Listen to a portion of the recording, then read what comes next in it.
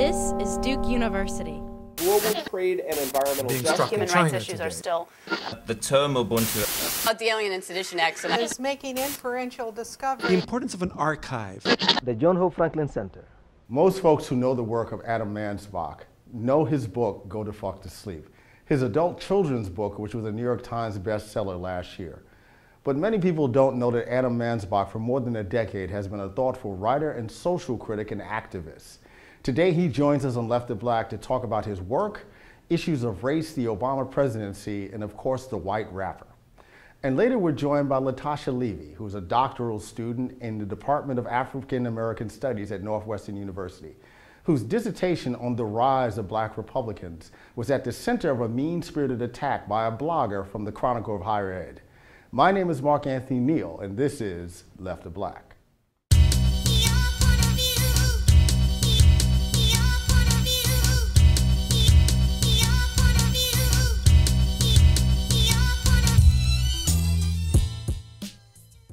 Good afternoon and welcome to this season finale of Left of Black, and we're joined this afternoon by Mr. Adam Mansbach, thinker, social critic, poet, satirist, and author of several books including Angry Black White Boy, or The Miscegenation of Macon Dirtene, 2005, The End of the Jews, 2008, a new graphic novel, Nature of the Beast, and of course, most well known probably to folks as the author of the adult children's book, Go to Fuck to Sleep, from 2011. How are you doing today, Adam?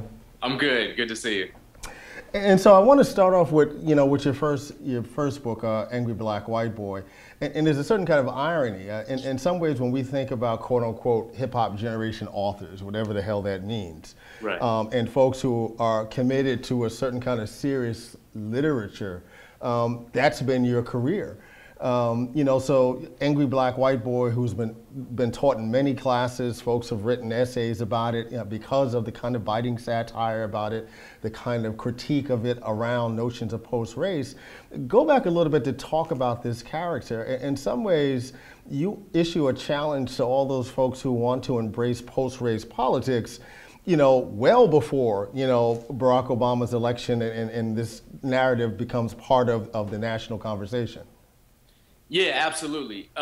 For me, really writing that book and the decision to write that book was an attempt to kind of throw down the gauntlet and attempt to jumpstart a conversation about race in this country that I felt had really come to a standstill in my own lifetime. That a lot of the language that we had to discuss the continuing structural inequality in this country had been co-opted, and that we were left with fewer vectors, fewer inroads to speak honestly about this, and particularly that that white people had retreated from the issue in a really profound and disturbing way, and yet we were also enmeshed in this hip hop moment, and there was a kind of greater level of empathy and alleged understanding cross-racially. In other words, white kids through hip hop felt like they knew more about blackness, about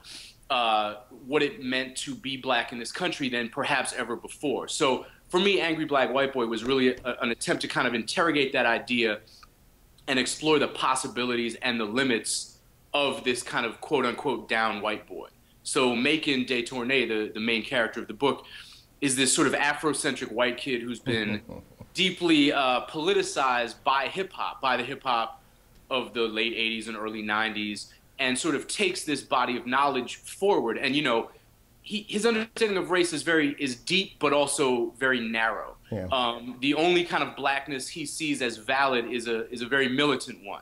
So he sets himself up in a way as an arbiter of authentic blackness. Right. He's only interested in being friends with the type of black people who would want nothing to do with a white boy. There's a lot of paradox to him. But the book is a satire, so a lot of it takes these ideas and runs kind of off the cliff with them, takes the question of what Macon is able to do, what a kid like him can do in the world, and really goes nuts with it. I really wanted to kind of remix the American race novel. Yeah. And part of that remix to me was centralizing a white protagonist. you know, if the race novel deals with the problem of race in America, then it seems to me critical that whiteness be located at the heart of that heart. Macon, of course, is an undergraduate student at Columbia University in New York. You were an undergraduate student at Columbia University in New York. How much of Macon was informed by your own experiences? The first time I ever heard of Adam Mansbach, it was talking with Michael Eric Dyson. You were in one of his classes. And he went on and on about how brilliant and savvy you were as a thinker. So how much of that, you know, you're kind of navigating this world of Black studies and hip hop, you know, in the late 1990s informed what Macon looks like, you know, when you write Angry Black White Boy?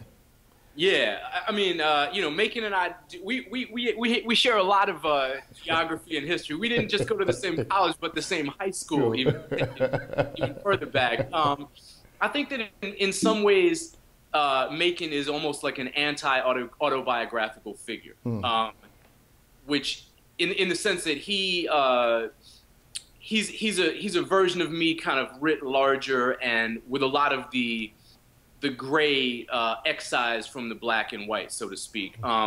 You know, I was a kid just like, I mean, I was the anomalous white rapper, white kid involved in and invested in and participating in hip hop in the mid 80s and the late 80s in Boston. Like Macon, I would show up at parties wearing a Malcolm X hat and t-shirt in order to be challenged and prove my bona fides by whoever I happen to run into first and second and third at that party. Hip hop is one of the things that did politicize me. And, you know, there's a sense that maybe Macon is a version of me which is braver and a bit more foolish. But, you know, there are some critical differences. I mean, Macon's one matrix of understanding is hip hop. Right. He kind of thinks entirely in 4/4 time, so to speak. And I guess that I always saw a little more nuance than that. By the time I was Macon's age, I had been rhyming for, you know, 7 years or whatever, but I'd also been a roadie for Elvin Jones and sort of experienced the world of jazz and saw some other time signatures, so to speak. So I think, you know, and I'm a writer. I'm more of an observer than an actor. I mean, Macon is very impetuous and brave in that impetuousness, but, you know, he's so caught up in a constant need for affirmation. And that's ultimately his undoing, among other things, is the fact that it's very personal for him in a very young kind of way. And I meant that to mirror a lot of hip-hop generation leadership. Yeah. But, you know, when you're a white kid whose entire mission in life is to be told by black people that you're not part of the problem, there are limits to what you can accomplish. There's a certain paralysis that sets in. And Macon, of course, being a character in a satire, I mean, his limitations are sky high and ultimately lead to New York City being, you know, burned practically to a crisp.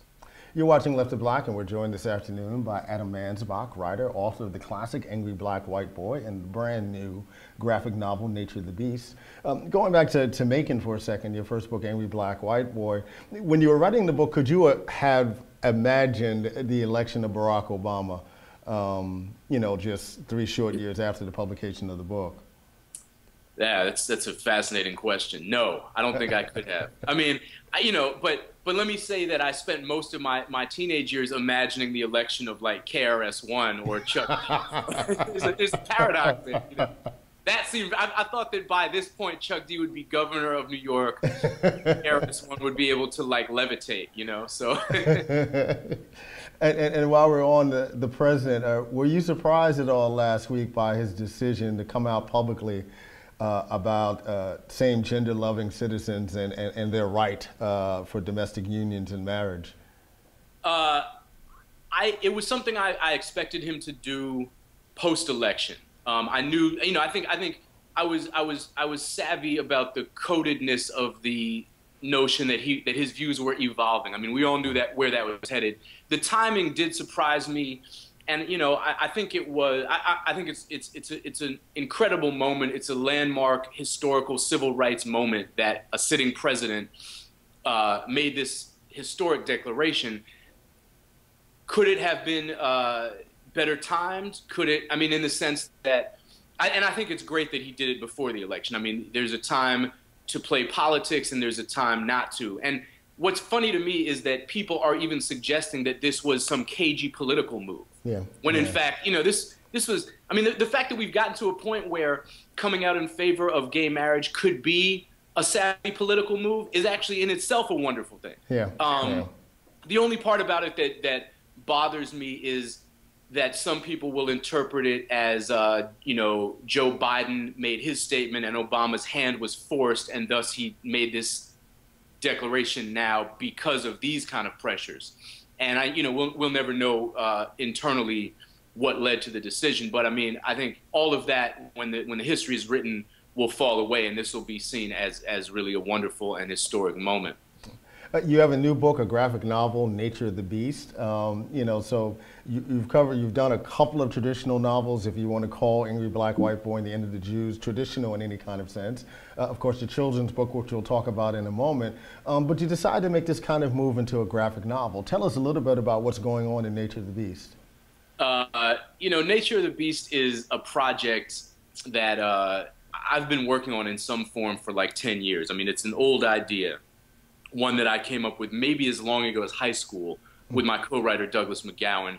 And it really started, I mean, you know, I have a love of sort of 80s action movies. And this was sort of an attempt to take the aesthetic concerns of the 80s action movie and go crazy with it. I mean, this is a story about a down-on-his-luck alligator trainer from Florida who inadvertently ends up defending the world against an alien invasion in one-on-one combat, because well, you know, it's almost too crazy to really summarize, and I started at the back end of it, but it's a project that for me was a lot of fun. You know, there's an interest that I guess I've always had in sort of taking super pop, mainstream, you know, stuff like Bruce Willis action movies of the 80s, and you know, and getting in there and kind of messing with the DNA, remixing them in some kind of way, seeing kind of where I can go with them. And this is a movie that was just intended, or I keep calling it a movie. It began as a movie. We realized that, you know, we had this script that we thought was great, but at the time, my co-writer and I were probably, you know, 26 and had no Hollywood connections, had no means of getting this script in anybody's hands. But we did realize that what Hollywood liked to do was not buy spec scripts, but adapt graphic novels. So that began this long process of turning it into a graphic novel, finding the right artist.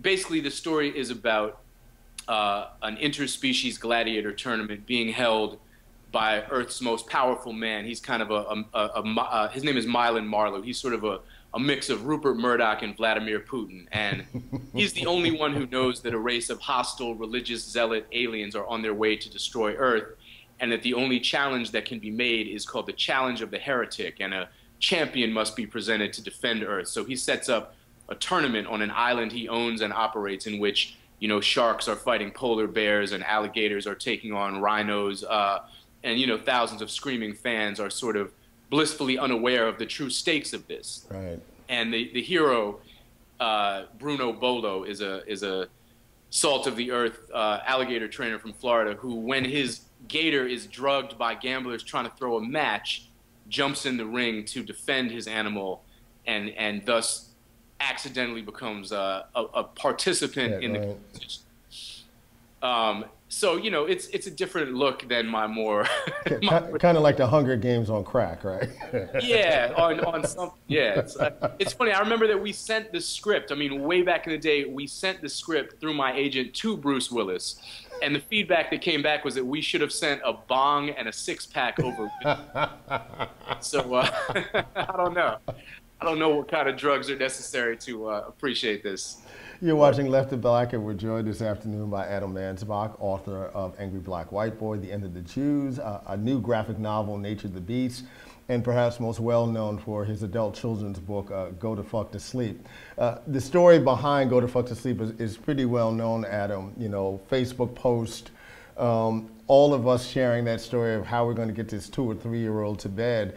How surprised were you when the book just simply exploded? You know, those of us who've known you for a while, on the one hand, it's like, you know, everybody running around, who is this Adam Mansbach? And everybody like, no, you haven't read Angry Black White Boy? But how surprised were you when the book just kind of exploded and you're sitting there with Matt Lauer on the Today Show? And all of that? Yeah, it pretty goddamn surprised, you know. I mean, the book, you know, I literally wrote the book in an afternoon and didn't intend it even for publication. I mean, I was really... I made the joking Facebook post, be on the lookout for my forthcoming children's book, Go the Fuck to Sleep. And that sort of pushed me to see if I could write that book. I knew what that book would be. I knew that even in writing that made-up title, that there would be a juxtaposition of sort of the traditional, you know, soft, cuddly rhymes of a children's bedtime book. It looks like Goodnight Moon, right? Yeah, yeah. And that we would sort of slide the internal monologue of the parent in there. So I mean, in the way, the book is a mashup of these two competing narratives, right? But I didn't write it with any expectations at all, and it was months before I even sent it to a publisher. It was just kind of a parlor trick for a while. So, you know, it certainly caught me by surprise, but you know, it obviously was honest enough to strike a chord, and you know, there is some continuity, I guess, between it and my other work. I mean, I'm interested in human complexity and paradox as a writer, and sometimes it's the complex, you know, paradox of you know, the non-existence of race and the pervasive of racism. Sometimes it's the complexities of religion in America, like as I try to do within The End of the Jews. Sometimes it's as simple as the fact that you can love your kid to death and also be willing to do anything to get out of that bedroom after an hour and a half trying to put this kid, you know, down for the night. Like if Don Corleone walked in the room and was like, I'll put the baby to sleep, but, you know, at some point I may ask you to do me a service and this day may never come. You'd be like, yeah, whatever, Don Corleone, like take this fucking baby, you know? Yeah, I have too many memories, Adam, of my oldest daughter and literally laying on the floor and trying to crawl out on my knees to sneak out of the room before she would realize that we were gone. So the book obviously resonated, you know, with a whole bunch of folks. We had Dream Hampton on a couple of weeks ago, and we talked a little bit about writer process. And you have this young child in your house. You know, what's it like trying to find the time to be able to get the writing in? Yeah, I think having a kid certainly makes you work more efficiently. Your time is constrained. And for me, I got a tremendous, but at the same time, I think the flip side of that is that now that you have this kid and this new responsibility, there's a greater incentive to work or to, you know, keep the lights on. For me, I got a tremendous amount of work done during the pregnancy and during the first year. Okay. You know, I think there was almost this sense of like, you know, that the impending winter and you got to stock up the firewood. Yeah, because they sleep all the time. I mean, that's a wonderful time, right? To try to get some work done. There's a lacuna there where you can really get a lot done. You know, I mean, I definitely learned to do more in less time. It was a funny time for me because the birth of my daughter coincided with the beginning of a different way of working for me, not just because I had a kid, but because I started doing some screenwriting. And I started juggling more projects, I guess. Yeah. I mean, she was born in 2008, around the time that The End of the Jews came out.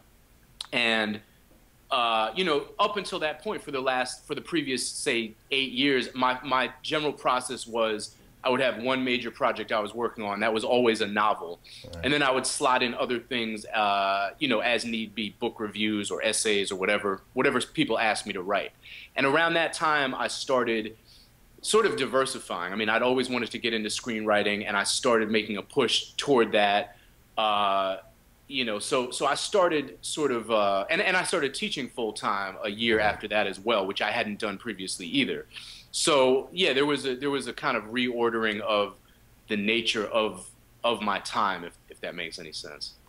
We're joined by Adam Mansbach, author of many books, including The End of the Jews and the brand new graphic novel, Nature of the Beast. MCA, Adam York of the Beastie Boys, died a few weeks ago.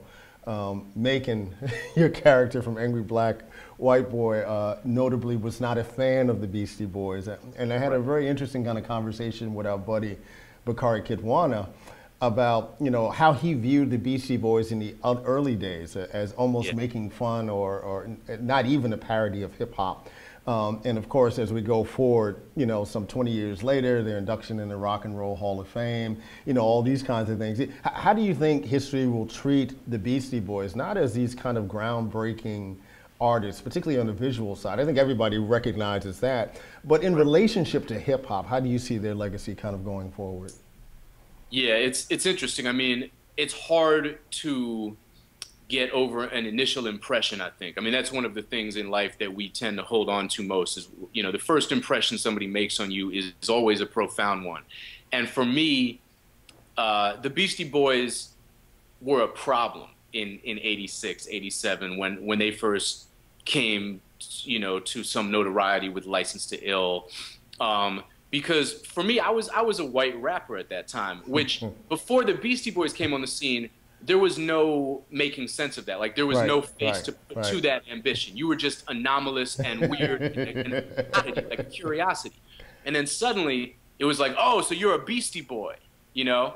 And I didn't want to be a Beastie Boy because at that time, I mean, you know, they were not about Tibetan peace concerts and playing instruments and running, you know, dope magazines. I mean, they grew up in a wonderful kind of way. They grew into themselves as people, as musicians. But in '86, they were young and they were sort of, you know, spraying beer at their audiences. And they look like Bulworth, right? I mean, they look like Warren Beatty and Bulworth. I mean, that's the immediate image, Yeah. So they seem to be, you know, they were rocking VW medallions and stuff. I mean, there was a sense in which they appeared to be sort of clowning themselves, but by extension, clowning the culture, clowning hip hop. And I was really, that was a problem to me. Now, I was too young to understand a number of things about their presentation. Fundamentally, that this was some New York shit, that these were like some New York dudes who were further inside of the culture by virtue of their New Yorkerness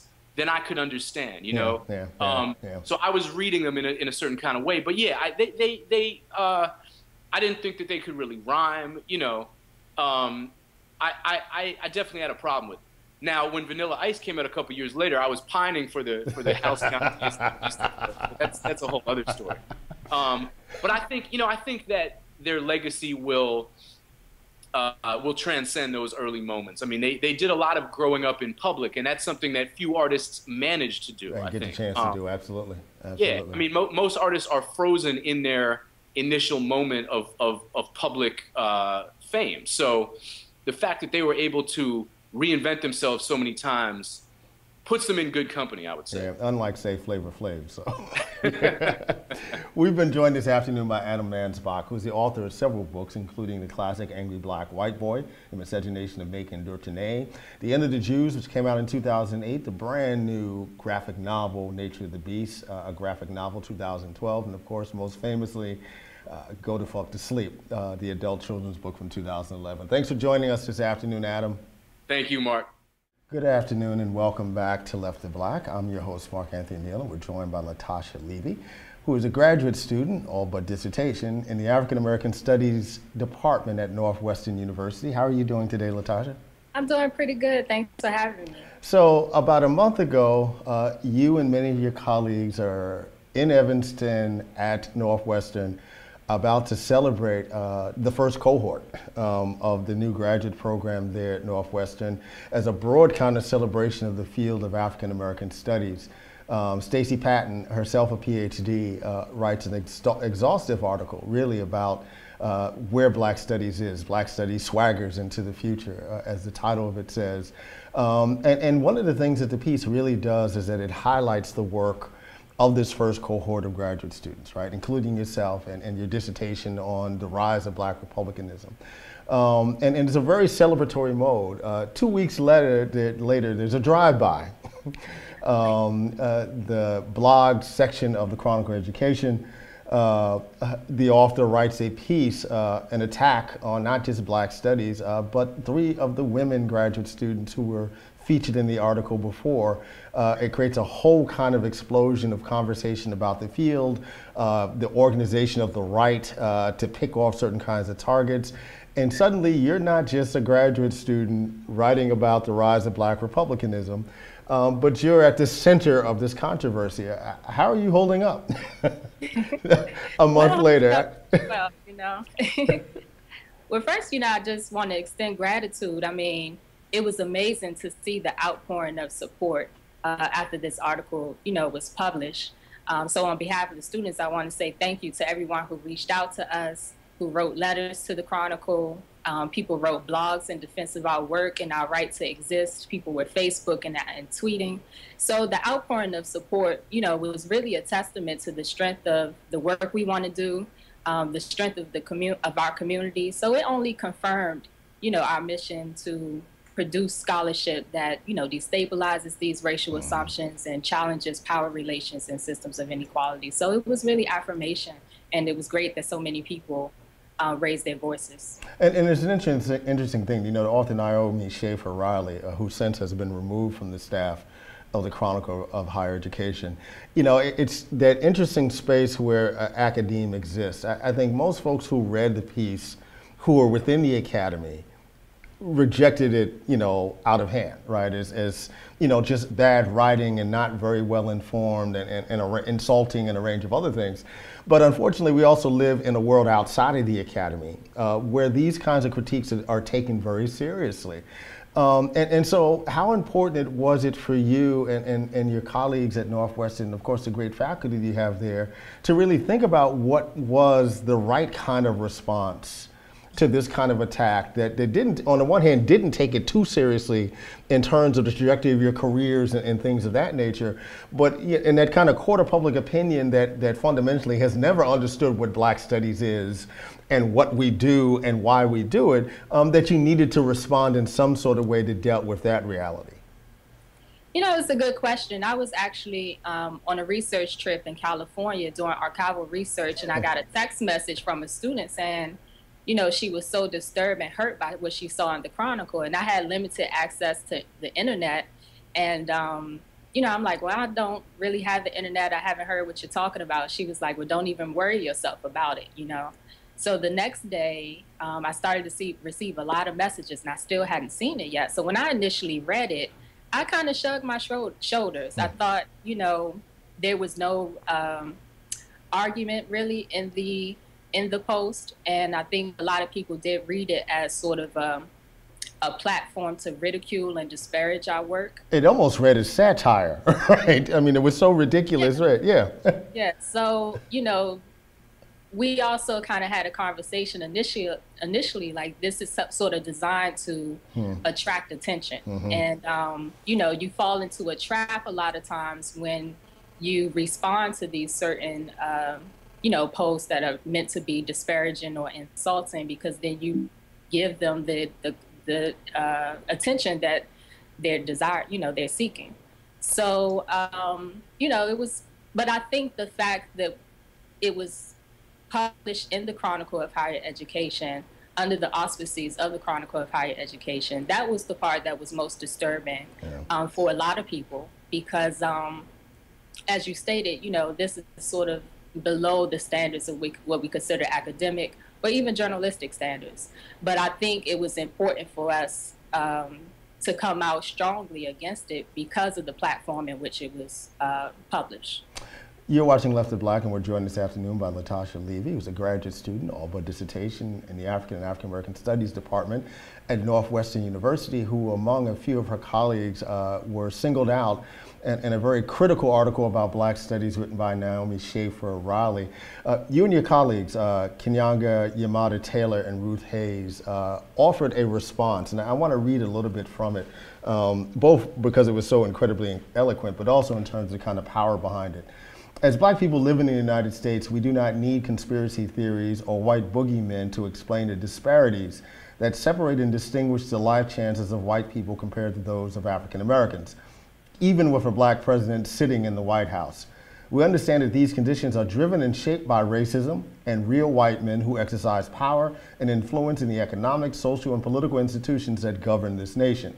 Before the dirt has fully come to rest on the grave of Trayvon Martin, black men and women in the academy or outside of it have never needed Harvard-educated white women to lecture us about the conditions in the communities we live in, and we certainly do not need it now. Talk a little bit about coming together and writing this statement and how important it was to be able to intervene in discussion in your own voices. You mentioned and all the folks who came together to write blogs and all those things to kind of speak on your behalf, but how important was it for you to take ownership of your own words in response to what was happening at this point in time? Yeah, it was really critically important. I think a lot of people were also expecting me specifically to respond because of the nature of my dissertation on the conservative movement. But because I was away and I was out of town, I had limited access to the internet. I do want to give credit to Keanga Taylor, who really took the initiative to pull all our conversations together into this amazing piece. I think we were also encouraged by the fact that our department didn't hesitate to submit a statement on our behalf. And it wasn't really surprising because our faculty are very much strong student advocates, but they didn't hesitate to put out a strong statement. And so I think we also followed their lead too in terms of feeling like this was an opportunity for us to speak for ourselves, especially since you have this this backlash against Black studies that we've always seen, but definitely, recently in terms of a backlash to ethnic studies, to Chicano studies that we've seen all across the nation. People are trying to restrict access to knowledge and knowledge production. And, we probably wouldn't have imagined such a backlash in 2012, but that's what time it is. And I think the points that we raised in the article really tried to connect this to a larger context, because a lot of times when these things happen, people often want to say, well, this is just an isolated incident, but this is part of a larger trend that we need to really set our gaze on and offer some counterpoints to.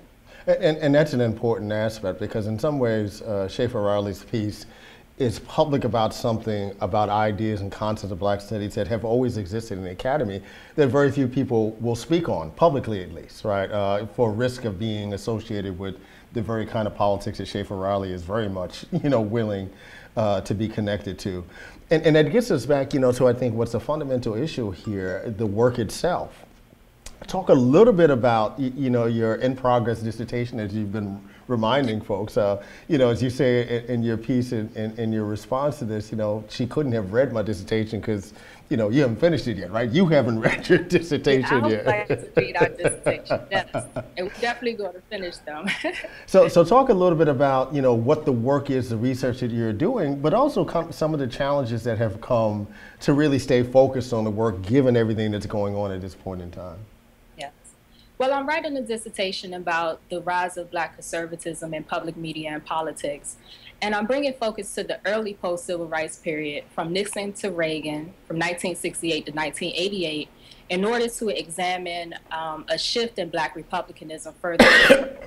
So how did we go from someone like Arthur Fletcher, a Black Republican who helped to formulate affirmative action policies in the late 60s and early 70s, to someone like Clarence Thomas and later Ward Connolly and others who have been very adamant about opposing affirmative action and dismantling it. So I think it's important to explore Black conservatism in relation within a longer or a larger context that looks at a longer tradition of Black Republican politics, and it kind of brings focus to what was the role and function of these new Black conservatives, as they were called in 1980.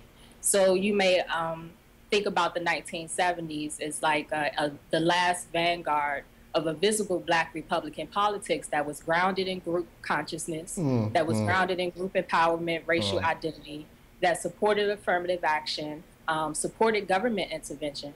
And Black Republicans were often critical of racism within the party, especially within the conservative right wing. But the face of Black Republicanism changed with the rise of the new right in national politics, which was signaled by the election of Ronald Reagan in 1980. So as conservatives are gaining influence and power within the party, moderate and liberal Republicans were marginalized. and the voices of and visibility of moderate Black Republicans even more so. were also diminished. And then they were displaced by Black conservatives. And Black conservatives, you know, didn't really challenge the racial politics of the conservative right wing. In fact, they identified with those politics.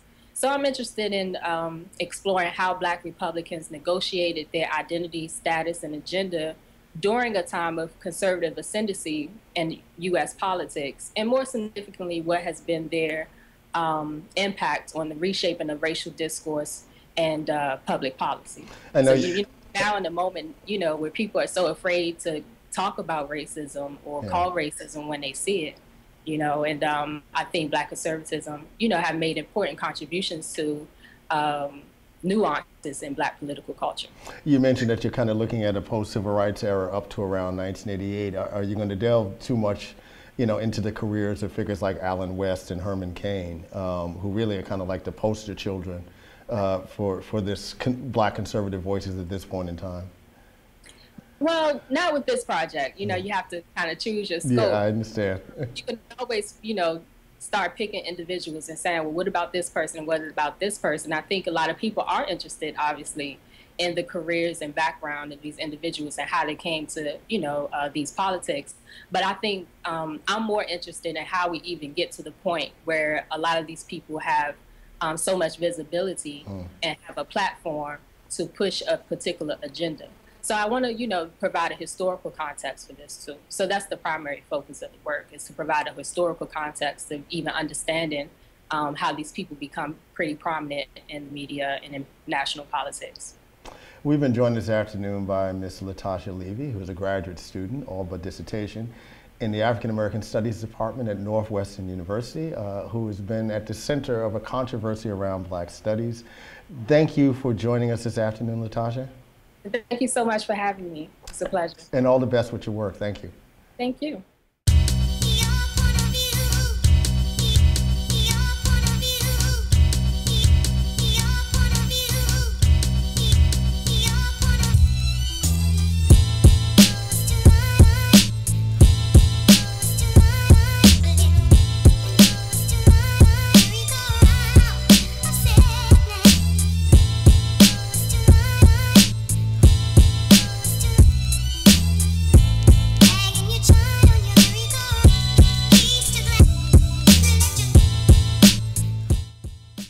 Produced by Duke University.